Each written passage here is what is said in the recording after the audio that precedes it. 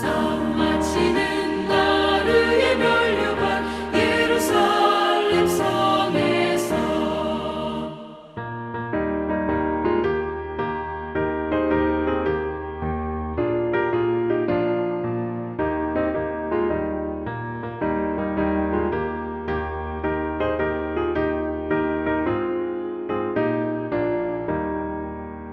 달려갈 길 다 가고 싸움 모두 마친 후 주와 함께 기쁨을 용사들아 누리세.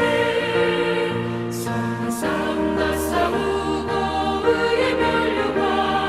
의의 면류관 받았으리라. 선한 싸움 다 싸우고 의의 면류관 예루살렘 성에서 면류관 받으리. 저 요단강 건너 우리 싸움 마치는 날 의의 면류관 예루살렘 성에서.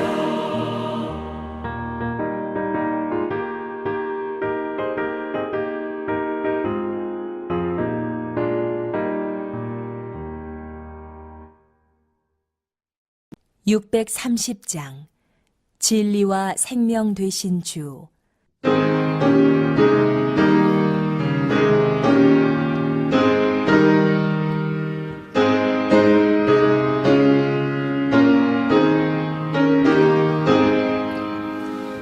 진리와 생명 되신 주 이번을 바치옵니다. 믿음과 소망 사랑에 강마음 되게 하소서.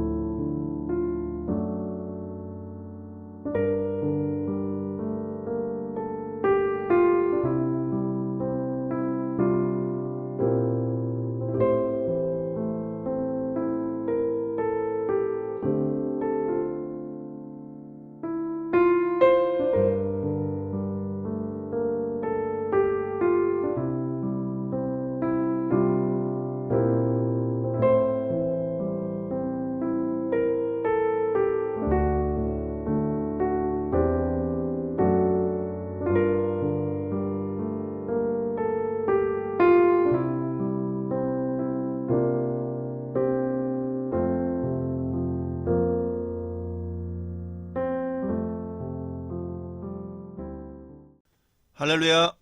오늘은 2020년 마지막 주일입니다. 작년 송구영신 예배를 드린 지가 엊그제 같은데 벌써 올해의 마지막 주일이 되었습니다.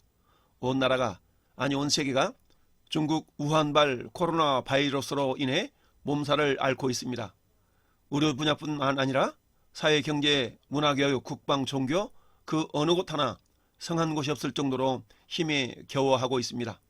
모든 사람이 어서 빨리 코로나19가 퇴치되기를 간절히 바라고 있습니다. 그러나 사회적 거리두기를 아무리 한들 이것이 근본 해결책이 되지 못한다는 것을 전문가들은 익히 알고 있었습니다. 백신 접종을 위해 항체가 형성되어야 코로나19 바이러스와의 싸움에서 승리할 수 있음을 알기에 대부분의 선진국들은 백신 구매 경쟁에 사활을 걸고 자기 국민들의 안전을 위해서 동분서주할 때 우리나라는 K방역이라는 신조어까지 만들어 전 세계적으로 홍보하느라 수천억의 광고비를 사용했지만 정작 일일 확진자가 1000명을 넘어서자 뒤늦게 백신 구매에 열을 올리고 있지만 너무 늦어버린 것은 아닌지 힘이 안타까움을 금할 길이 없습니다. 그래서 우리는 나라의 지도자들을 위해서 기도해야만 합니다. 바른 통치, 바른 정치를 할 수 있도록. 그래서 백성들이 평안하기를 위해서 말입니다. 사도 바울은 디모데전서 2장 1절에 이렇게 말씀합니다. 그러므로 내가 첫째로 권하노니 모든 사람을 위하여 간구와 기도와 도구와 감사를 하되 임금들과 높은 지위에 있는 사람들을 위하여 하라. 이는 우리가 모든 경건과 단정함으로 고요하고 평안한 생활을 하려 함이라 라고 말씀합니다. 오늘 2020년 마지막 주일을 맞이하여 또한 선교 주일을 맞이하여 우리가 남은 한 주간을 묵상하며 새해를 준비함에 있어서 꼭 필요한 말씀의 은혜가 오늘 저와 여러분들에게 임하기를 원합니다. 우리는 12월 첫 주일 예배 시 요한복음 16장 말씀을 중심으로 성령의 책망이 복이 되리면이라는 말씀의 제목으로 은혜를 나눈 적이 있습니다. 그 본문에 나타난 하나님은 어떠한 분이신가를 묵상했습니다. 그것은 하나님은 심판주이시다라는 것이었습니다. 성탄절을 통해 예수 그리스도의 초림에 기뻐하며 감사했습니다. 왜냐하면 주님의 초림은 구원주로 이 땅에 오셔서 그를 믿는 모든 자들에게 죄와 사망의 권세를 이기게 하시고 영원한 생명을 선물로 주시는 것뿐 아니라 우리를 하나님의 자녀로 삼아주시는 복을 받았기 때문입니다. 그런데 예수님의 재림은 구원주가 아닌 심판주로 오시는 것이라고 말씀드렸습니다.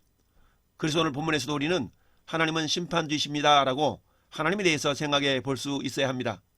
첫째, 성부 하나님은 심판을 아들 예수께 맡기셨다라고 말씀을 했습니다. 예수님은 하나님이시지만 우리의 죄 문제를 해결하시는 방법이 인간의 모습으로 오셔서 화목제물이 되셔야 했기 때문에 많은 사람들에게 메시아로 인정을 받지 못했습니다.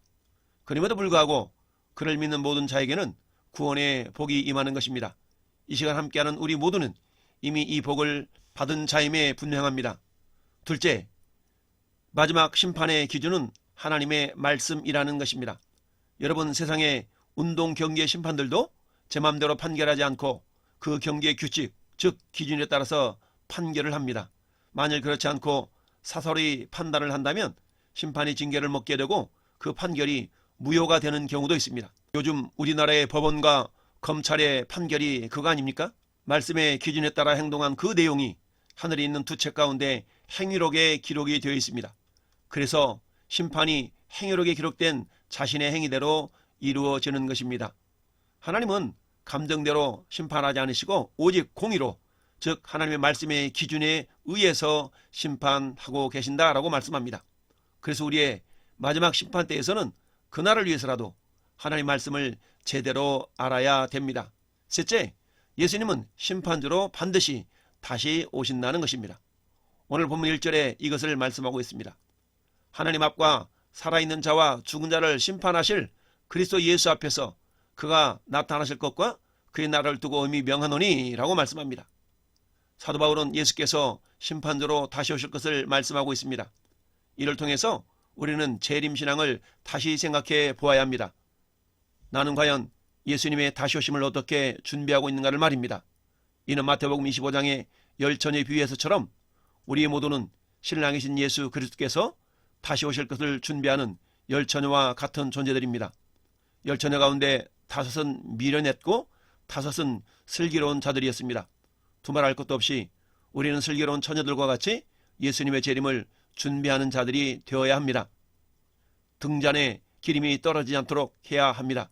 이는 기도의 등불을 꺼지지 않게 하라는 말입니다. 기도는 주님과의 대화입니다. 주님과의 대화가 멈춰버린다면 우리는 주님과 교통을 하지 않는 한 지붕 두 가족처럼 살아가는 존재가 될 수 있습니다. 사도 바울은 고린도 교회에 보내는 편지에서 이렇게 말씀했습니다. 고린도후서 5장 10절에 이는 우리가 반드시 다 그리스도의 심판대 앞에 나타나게 되어 각각 선 악간에 그 몸을 행한 것을 따라 받으려 함이라. 우리가 다 반드시 그리스도 심판대 앞에 나타난다라고 말합니다. 여기서 한 사람도 예외가 없다는 말이죠. 뿐만 아니라 심판의 날이 반드시 있다라는 것을 의미합니다. 물론 불신자들의 심판은 영원한 지옥이겠지만 우리 믿는 자들의 심판은 영광의 차이가 있다라는 것입니다. 어떤 이들은 면류관을 받겠지만 어떤 이들에게는 면류관이 없는 부끄러운 구원에 이를 자도 있는 것입니다. 계시록 3장 3절에 그러므로 네가 어떻게 받았으며 어떻게 들었는지 생각하고 지켜 회개하라. 만일 일깨지 아니하면 내가 도둑같이 이르니 어느 때에 네게 이르는지 네가 알지 못하리라 말씀합니다. 예수님은 4대 교회를 향해서 죽은 믿음으로 이루어진 교회라고 책망을 하시면서 회개할 것을 촉구하고 있습니다. 이는 비단 그 당시에 4대 교회를 향한 말씀이지만 오늘을 사는 저와 여러분들을 향한 메시지인 것입니다. 오늘 본문을 통해서 우리는 세 가지로 말씀을 정리하고자 합니다. 첫째는 그러나의 신앙입니다. 사도 바울은 아들과 같은 디모데에게 엄히 명하노니라고 말씀하면서 강하게 권면하고 있습니다. 디모데는 바울 일행이 1차 전도 여행에서 루스드라에 살던 그에게 복음을 전해서 영적인 아들로 삼은 자요 동역자인 것입니다. 바울 사도가 로마 감옥에 갇히게 되었을 때에 로마에 직접 가서 바울을 섬겼고 후에는 에베소 교회의 목회자가 되었습니다. 바울이 디모데에게 권면한 것은 그러나의 신앙을 가지라는 것입니다. 그러나라는 접속사는 앞에 있는 내용과 뒤에 나오는 내용이 정반대의 것을 연결할 때 사용합니다. 바울은 5절에서 그러나 너는 모든 일에 신중하며 고난을 받으며 전도자 일을 하며 내 직무를 다하라라고 명하고 있습니다. 사도 바울의 그러나의 신앙에는 이처럼 세 가지를 강조하고 있습니다. 첫째, 삶의 현실에 부정적인 상황이 있을 것이다. 그러나입니다. 이 부정적인 상황이 무엇일까요? 그것은 이미 앞선 3장에서 잘 설명하고 있습니다. 주님의 재림이 가까울수록 나타나는 현상들이 부정적인 것이 많음을 알 수 있습니다. 3장 1절부터 5절까지에서는 삶의 다양한 부정적인 모습을 19가지를 열거하고 있습니다. 그러면서 그러나 너는 이런 모습을 보이는 자들에게서 돌아서라 라고 말씀합니다. 그리고 오늘 4장 3절에서도 때가 이르리니 사람들이 바른 교훈을 받지 아니하며 귀가 가리워서 자기의 사욕을 따를 스승을 많이 두고 또 그 귀를 진리에서 돌이켜 허탄한 이야기를 따르리라 라고 말씀합니다. 여기서 때는 3장 1절의 말세를 의미합니다. 즉 주님 오실 날이 가까워오는 요즘을 가리킨다고 보아도 됩니다.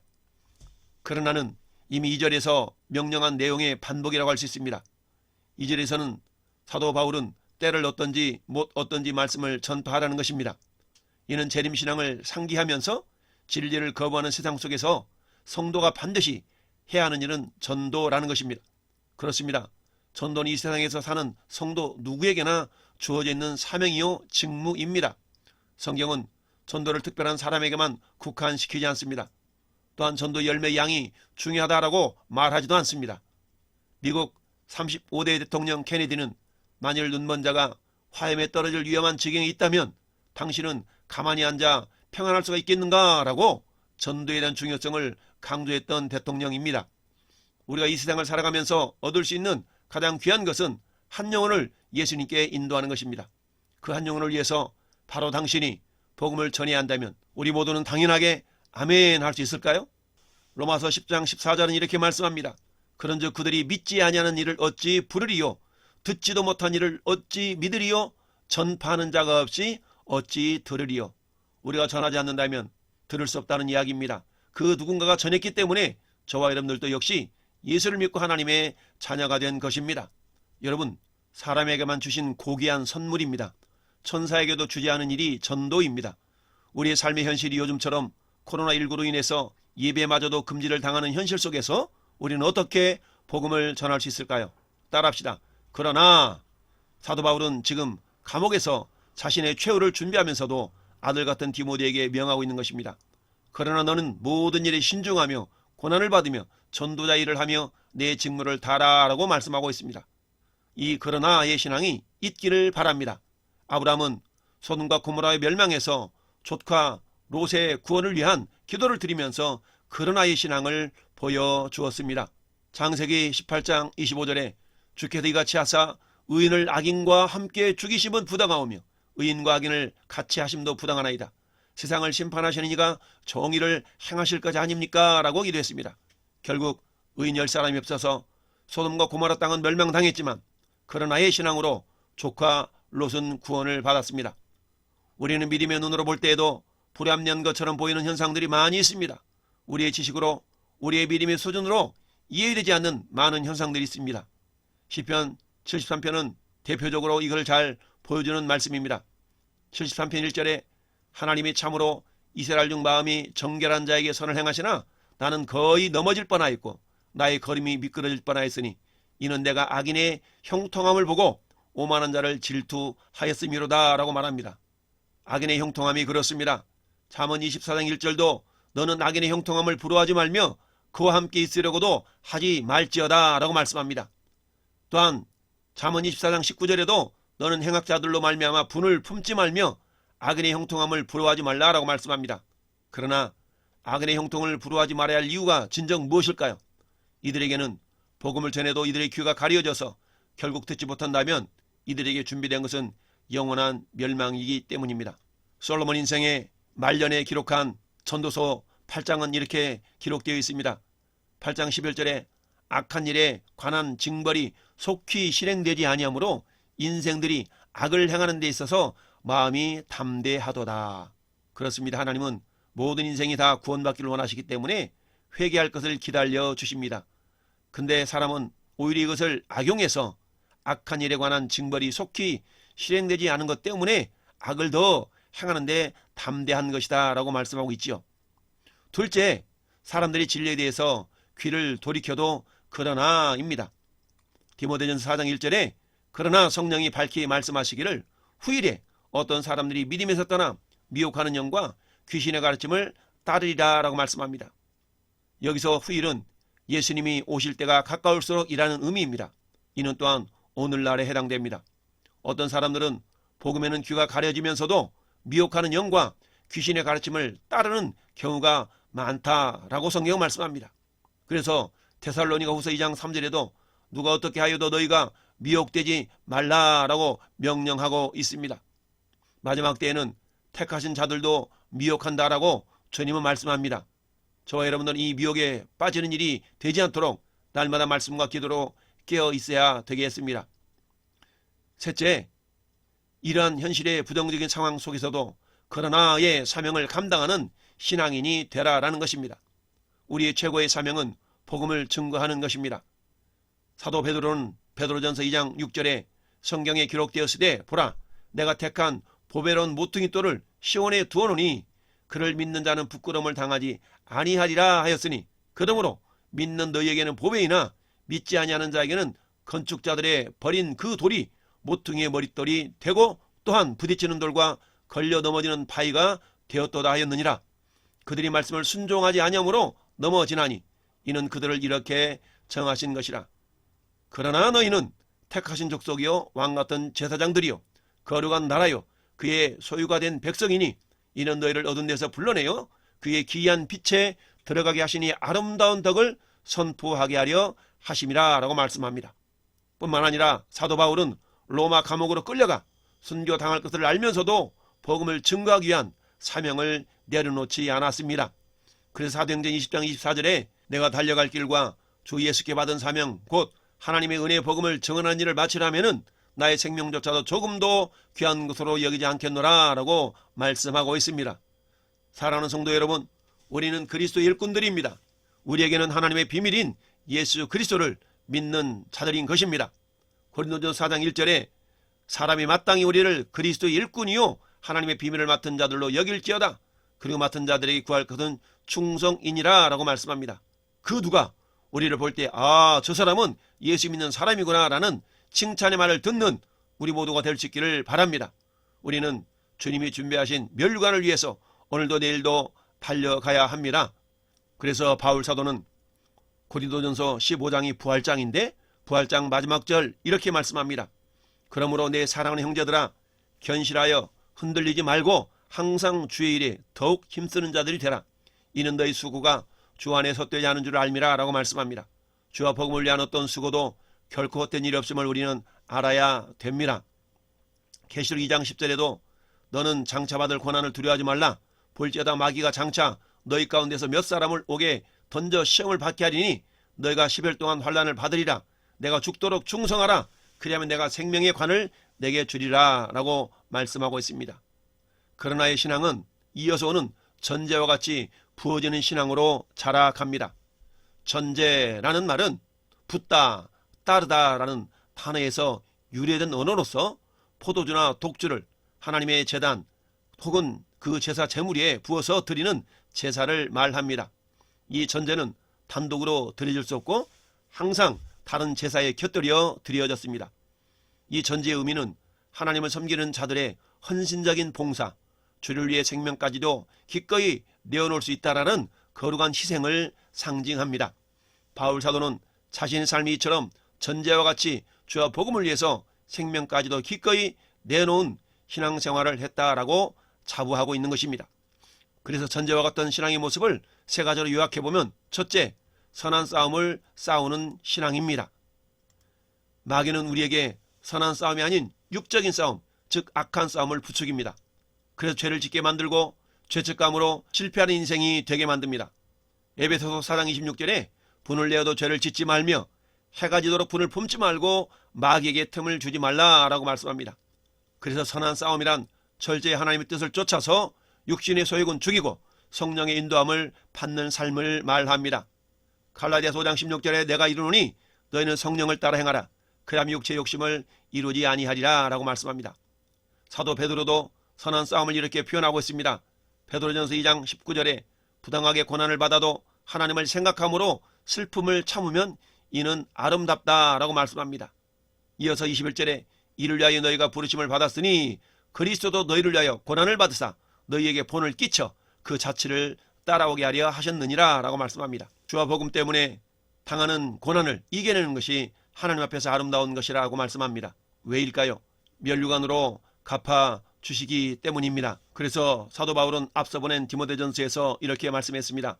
디모데전서 6장 11절에 오직 너 하나님의 사람아 이것들을 피하고 의와 경건과 믿음과 사랑과 인내와 온유를 따르며 믿음의 선한 싸움을 싸우라. 영생을 취하라. 이를 위하여 내가 부르심을 받았고 많은 증인 앞에서 선한 증언을 하였다라고 말씀합니다. 둘째, 전제와 같은 신앙의 모습은 달려갈 길을 맞췄노라 라고 고백하는 신앙입니다. 달려가는 신앙이란 한눈 팔지 않고 목적지를 향해 끝까지 나아가는 신앙입니다. 마라톤을 생각해 봅시다. 42.19km를 완주한다는 것은 대단한 인간의 한계를 돌파하는 일입니다. 그래서 하계 올림픽 마지막 경기가 항상 마라톤으로 마무리를 하는 것입니다. 예수님의 사역의 절정은 십자가의 죽음과 부활입니다. 예수님의 십자가에서 우리의 모든 죄를 다 담당하시고 친히 화목제물이 되어 주셨습니다. 그리고 마지막 이렇게 외치시며 숨을 거두셨습니다. 요한복음 19장 30절에 예수께서 신 포도주를 받으신 후에 이르시되 다 이뤘다 하시고 머리를 숙이니 영원히 떠나가시니라. 우리는 육신의 달리기가 아닌 영적인 달리기를 하는 선수들입니다. 고린도전서 9장 24절에 운동장에서 다름질하는 자들이 다 달릴지라도 오직 상을 받는 사람은 한 사람인 줄을 너희가 알지 못하느냐? 너희도 상을 받도록 이와 같이 다름질하라. 이기기를 다투는 자마다 모든 일에 절제하나니 그들은 썩을 승리자의 관을 얻고자 하되 우리는 썩지 아니할 것을 얻고자 하노라. 그러므로 나는 다름질나기를 향망 없는 것 같지 아니하고 싸우기를 허공을 치는 것 같지 아니하여 내가 내 몸을 쳐서 복종하게 하면 내가 남에게 전파한 후에 자신이 도리어 버림을 당할까 두려워함이로라 라고 말씀합니다. 이처럼 마지막까지 달려가기 위해서는 모든 일의 절제함과 멸류관이라는 분명한 목표를 가지고 끝까지 달려가는 신앙인 것입니다. 전제와 같이 부어지는 신앙 세 번째는 믿음을 지키는 신앙입니다. 신앙에 있어서 몇 번은 열심을 품을 수 있습니다. 그러나 계속 열심을 품는다는 것은 내 힘으로 되는 것은 아닙니다. 절대적으로 주님이 밀어주시는 믿음이 있어야 합니다. 그 믿음에는 생명이 있기 때문입니다. 생명이 있는 믿음에는 크고 작음이 필요치 않습니다. 중요한 것은 생명이 있다면 반드시 열매를 맺는다라는 것이죠. 어떨 때요? 믿음을 버리지 않고 좋은 마음의 밭이 될 때입니다. 누가복음 8장 15절에 좋은 땅이 있다는 것은 착하고 좋은 마음으로 말씀을 듣고 지키어 인내로 결실하는 자니라 라고 말씀합니다. 그렇습니다. 계시록 3장 8절에도 볼지어다 내가 내 앞에 열린 문을 두었으되 능히 닫을 사람이 없으리라. 내가 내 행위를 아노니 내가 작은 능력을 가지고서도 내 말을 지키며 내 이름을 배반하지 아니했도다. 그렇습니다. 아무리 작은 능력이 있다 할지라도 그것을 가지고 주님의 말씀을 순종하고 예수 그리스도를 배반하지 않는 이것이 믿음을 지키는 것입니다. 어떤 이들은 이렇게 합리화시키곤 합니다. 나는 믿음이 부족해요. 나는 믿음이 적어서 안 돼요. 그러나 성경은 이렇게 말씀하고 있습니다. 고린도전서 10장 13절에 사람이 감당할 시험 밖에는 너희가 당한 것이 없나니 오직 하나님의 미쁘사 너희가 감당하지 못할 시험 당함을 허락하지 아니하시고 시험 당할 즈음에 또한 피할 길을 내사 너희로 능히 감당하게 하시느니라. 그래서 우리는 하나님의 전신갑주로 무장을 해야 합니다. 그래야 도중에 멈추지 않고 마지막까지 믿음을 지키는 신앙인이 될 수가 있는 것입니다. 이러한 그러나의 신앙, 전제와 같이 부어진 신앙인들에게 준비되는 것이 따라합시다. 의의 면류관. 그렇습니다. 이는 주님이 인정하신다는 말입니다. 면류관이 주인공이 된다는 말이죠. 이런 사람들과는 주님께서 함께하고 싶한다라는 말씀입니다. 이런 사람들과는 심판날에 함께 보좌에 앉고 싶한다는 것입니다. 누가복음 22장 30절에 너희로 내 나라에 있어서 내 상에서 먹고 마시며 또는 보좌에 앉아 이스라엘 12지파를 다스리게 하려 하노라 라고 말씀합니다. 계시록 3장 21절에도 이기는 그에게는 내가 내 보좌에 함께 앉게 하여 주기를 내가 이기고 아버지 보좌에 함께 앉은 것과 같이 하리라 라고 말씀합니다. 그렇습니다. 면류관은 우리를 위해 준비되어 있습니다. 항상 준비가 되어 있다라는 말씀입니다. 그러나 모든 이들이 이 면류관을 받는 것은 아닙니다. 마가복음 10장 40절에 내 좌우편에 앉는 것은 내가 줄 것이 아니라 누구를 위하여 준비되었든지 그들이 얻을 것이니라 라고 말씀하는데, 이는 요한과 야고보가 하나님의 나라에 대해서 물리적인 나라로 오해를 하고 청탁하는 장면입니다. 이들이 예수님께 나와서 이렇게 말씀합니다. 주의 영광 중에서 우리를 하나는 좌우편에 하나는 좌편에 앉게 하여 주옵소서 라고 부탁을 하죠. 이러자 예수님 말씀하십니다. 이르시되 너희는 너희가 구하는 것을 알지 못하는도다. 내가 마시는 잔을 너희가 마실 수 있으며 내가 받는 세례를 너희가 받을 수 있느냐라고 질문을 하죠. 그러자 이들은 네, 할 수 있습니다 라고 말씀합니다. 이들은 예수님의 십자가의 죽으심에 대한 의미를 제대로 알고 있지 못한 것이지요. 둘째는 주의 재림을 사모하는 자들에게 의의 면류관이 준비되어집니다. 오늘 8절에는 의의 면류관은 모든 이들에게 열려져 있지만 모든 자들이 다 받는 것이 아님을 언급하고 있습니다. 그것은 주님의 재림을 사모하는 자라야 합니다. 마치 이런 것과 같습니다. 공부에서 1등을 하고 싶은데 1등을 해야 된다는 것도 아는데 막상 공부를 하려니 자신이 없고 하고 싶은 마음이 없어서 포기하는 자가 나오는 것과 같습니다. 시편 107편 9절에 그가 사모하는 영혼에게 만족을 주시며 줄인 영혼에게 좋은 것으로 채워주심이로다. 다윗은 일찍이 위대하심, 권능, 영광, 승리, 위엄 이 모든 것이 주님의 것임을 선포했습니다. 역대상 29장 10절에 다윗이 온 회중 앞에서 여호와를 송축하이르되 우리 조상 이스라엘 하나님 여호와여 주는 영원부터 영원까지 송축을 받으시옵소서. 여호와의 위대하심과 권능과 영광과 승리와 위엄이 다 주께 속하였사오니 천지에 있는 것이 다 주의 것이로소이다 라고 말씀합니다. 말씀을 귀히 여기고 사모하는 자들에게 영화로운 면류관이 준비되어 있는 것입니다. 그래서 사도 베드로는 하나님의 날이 임하기를 바라보고 간절히 사모하라 라고 말씀하고 있습니다. 그렇다면 왜 이렇게 그러나의 신앙, 전제와 같이 부어지는 신앙을 통해서 그 면류관을 사모하고 있을까요? 그것은 셋째, 나의 면류관이 있어야 영원한 천국에서 하나님께 가까이 갈 수가 있기 때문입니다. 데살로니가전서 2장 19절에 우리의 소망이나 기쁨이나 자랑의 면류관이 무엇이냐? 그가 강림하실 때에 우리 주 예수 앞에 너희가 아니냐라고 말씀합니다. 계시록 4장 10절은 24장로들이 보좌에 앉으신 이 앞에 엎드려 세세토록 살아계시는 이에게 경배하고 자기의 관을 보좌 앞에 들이며 이르되 라고 말씀합니다. 보좌 앞까지 나아가기 위해서는 자기들의 관, 즉 영광의 면류관들이 있어야 된다라는 말씀입니다. 하나님께 드릴 면류관이 있지 아니하면 보좌 앞에 나갈 수가 없는 것입니다. 보좌는 다스리는 것입니다. 이는 면류관을 가진 자라야 천국에서 영원히 왕노릇하는 자가 된다라는 말씀입니다. 이 말이 여러분에게 믿음으로 화합되기를 바랍니다. 계시록 21장 24절에 만국이 그 빛 가운데로 다니고 땅의 왕들이 자기의 영광을 가지고 그리로 들어가리라. 또한 사람들이 만국의 영광과 존귀를 가지고 그리로 들어가겠고, 여기서 그리로라는 것은 새 예루살렘 성입니다. 새 예루살렘 성은 만왕의 왕이 되신 우리 하나님의 보좌가 있는 곳입니다. 그 보좌 앉아서 영원히 천국을 다스리는 자들이 되기 위해서는 우리에게 면류관이 반드시 필요합니다. 그렇습니다. 우리 영원히 주님과 함께 왕노릇할 면류관을 이 땅에서 준비하는 것입니다. 12월 마지막을 앞두고 2020년 마지막 주일 예배를 드리면서 여러분들에게 가장 귀한 면류관은 영혼 구원임을 아시기를 바랍니다. 주 앞에서는 그날까지 사도 바울이 데살로니가 교회를 향해서 너희가 나의 멸류관이라고 자랑했던 것처럼 여러분들의 멸류관을 위해서 그런 아이의 신앙, 전제와 같이 부어지는 신앙인들로 주님께 인정받고 칭찬받아 멸류관의 주인공들이 되시기를 예수님의 이름으로 축원을 드립니다. 아멘.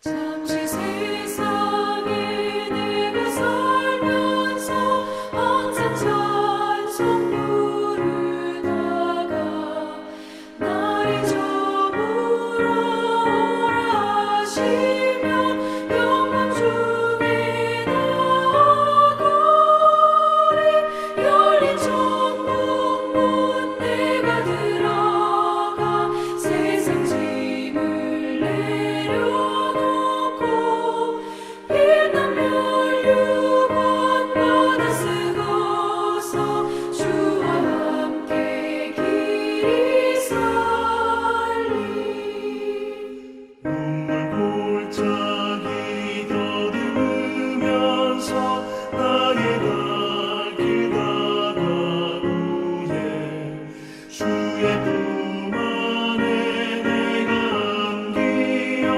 영원토록 살리로다. 열린 천국 문 내가 들어가 세상 짐을 내려놓고 빛난 멸류관 받아 쓰고서 주와 함께 길이 살리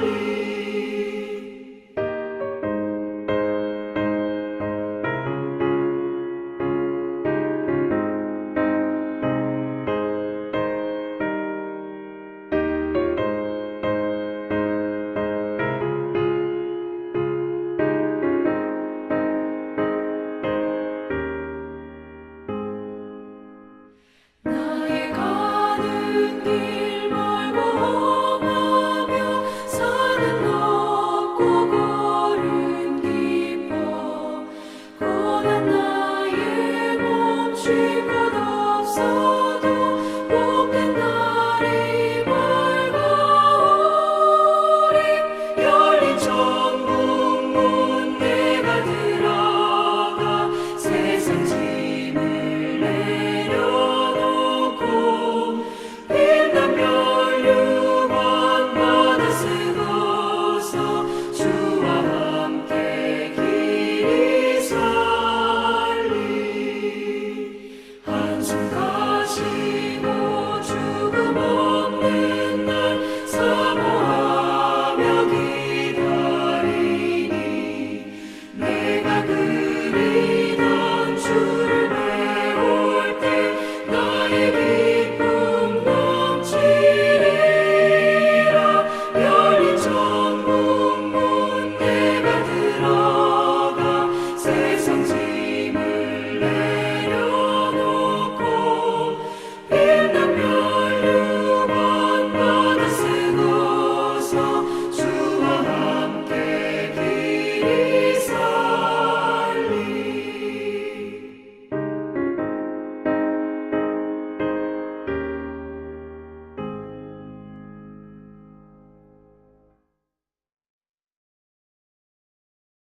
이제는 우리의 멸류관을 얻을 수 있는 길이 되신 예수 그리스도의 은혜와 우리의 멸류관을 준비하시는 아버지 하나님의 크신 사랑하심과 우리가 멸류관의 주인공이 될 수 있도록 도우시는 성령님의 내주교통, 감화 감동 역사하심이 그러나의 신앙, 전제와 같이 부어지는 신앙인이 되어 멸류관의 주인공으로 빚어져가는 우리 모든 성도들 머리 위에와 이 나라의 민족 위에 영원토록 함께 있을지어다. 아멘.